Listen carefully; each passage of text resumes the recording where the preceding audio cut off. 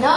Kinsa ganitong pangalan atong tao? Samuel. Dili, dunay duha ka asawa. Very good. Si Hana. Kinsa yung duha ka asawa?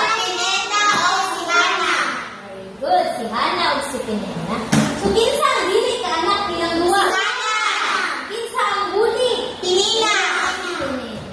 Munang si Hana, tungod sa iyang kasubok, no, kay dili siya kaanak kay gituyong budto ni Jehovah nga isa ra ang kaguangkan ni Hana. Kay ano, para si Hana, muangko jud niya.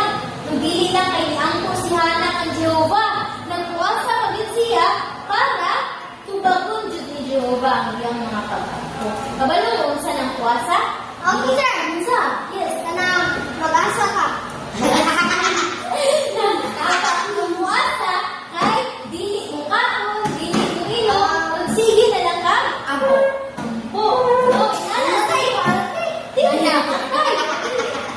Pag nangyayon, pagkadugayan na isulpong ang mga pag-ampo ni Hana, nagtukang Jehovah o nadungog ni Jehovah. Na tinuod. Yes.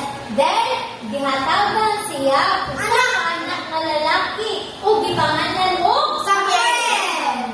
Kabalo mo unsay? Ha? Yes, kabalo mo unsay pasabot sa pangalan ni Samuel? Ay, ano ito naman nun? God hears. Kadungog ang matong Ginoo. Ginoo? Jehovah answers. Itubag sa ato Ginoo. no, ang mga pag-ampo ni Hana. Yes. So, sa kabahin, kita unta itong mga Hana nga inampuon. Kita itong mga Hana nga inampuon nga nagsalig sa atong Diyos nga ang atong Diyos mutubag sa atong mga pag-ampo. Dili ko, kita itong mga Penina. No, kayo sa ito sa Penina? Buli. Di ba? Katry mo maghuli. Sakit, di ba? Ito din mo, makakapasakit mo tao. Share call 911. Call 911. Kaya dagat kay buli. Ano yun?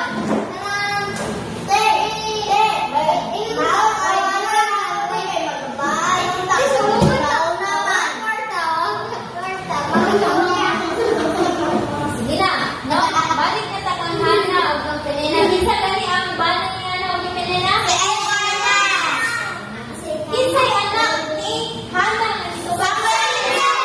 Sa ikining sa pangalan niya Samuel. Very good. Oh my God. God cares. No, then one day, ni anak, pag anak ni Samuel, gihalad ni Hana si Samuel sa temple. No, then